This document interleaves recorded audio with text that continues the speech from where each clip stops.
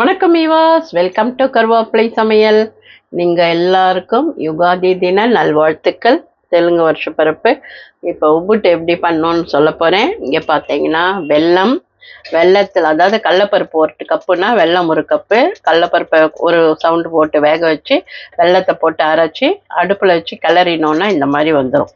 இது இப்போ ரெடி ஆயிடுச்சு. இது மாவு, கோதுமை மாவோ மைதா மாவோ உங்களுக்கு எந்த மாவு பிடிக்குமோ அதை பிசைஞ்சு வச்சிடணும். ஒரு மணி நேரம் பிசைஞ்சு வச்சிங்கன்னா நல்லா இந்த மாதிரி சாஃப்டாக ஊறிடும்.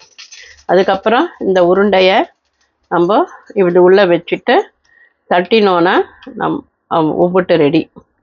இப்போ பார்த்தீங்கன்னா அப்படியே போட்டுட்டோன்னா இதை வெந்த உடனே எடுத்துட்டா நம்மளோட சூப்பரான உப்புட்டு ரெடி. எல்லாரும் இன்றைக்கி யுகாதிக்கு ஸ்பெஷலாக வேப்பம்பூ, அப்புறம் வெல்லம், மாங்காய் எல்லாம் சாப்பிடுவாங்க. நாங்கள் வேப்பங்கொழுந்தும் வெள்ளத்தையும் உருட்டி வெறும் வயிற்றில் காத்தால சாப்பிட்ருவோம். நார்மலாக எல்லோரும் என்ன பண்ணுவாங்க, மாங்காய், வேப்பம்பூ, அப்புறம் புளிப்புக்கு வெல்லம் எல்லாமே சேர்த்து கலந்து சாப்பிடுவாங்க. இல்லை நம்ம தமிழ் வருஷ பருப்புக்கு எப்படி வேப்பம்பூ பச்சடி பண்ணுறோம் அந்த மாதிரி பச்சடியும் பண்ணி சாப்பிடுவேன். இப்போ நம்மளோட உப்புட்டு வெந்துடுத்து. இங்கே பாருங்கள், ஒரு பக்கம் திருப்பி போட்டுட்டேன். அவ்வளோதான். இது நீங்கள் தேங்காயும் வெல்லமும் போட்டு அரைச்சி பூர்ணம் பண்ணி பண்ணாலும் நல்லா இருக்கும்.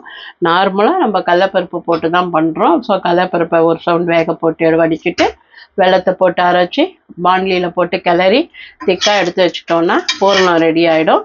அதுக்கப்புறம் நம்ம இந்த மாதிரி உப்புட்டு பண்ணி சாப்பிட வேண்டியது தான். சுவாமிக்கு நைவேத்தியம் பண்ணிவிட்டு சாப்பிட வேண்டியது தான். ஸோ இன்றைக்கி உங்களோட கனெக்ட் ஆகணும், எல்லாருக்கும் யுகாதி நல்வாழ்த்துக்கள் சொல்லணும். சொல்லும்போது வெறும்னா சொல்ல வேண்டாம், ஒரு ஸ்வீட்டோட சொல்லுவோம் அப்படின்னு தான் இன்றைக்கி நான் உங்களுக்காக இந்த உப்புட்டு பண்ணியிருக்கேன். பாருங்கள், ரெடி ஆகிடுச்சு. வாங்க சாப்பிட்லாம். எல்லாருக்கும் யுகாதி தின நல்வாழ்த்துக்கள். ஆரோக்கியமாக இருக்கும், ஆரோக்கியமாக சாப்பிட்றோம். நன்றி, வாழ்த்துக்கள்.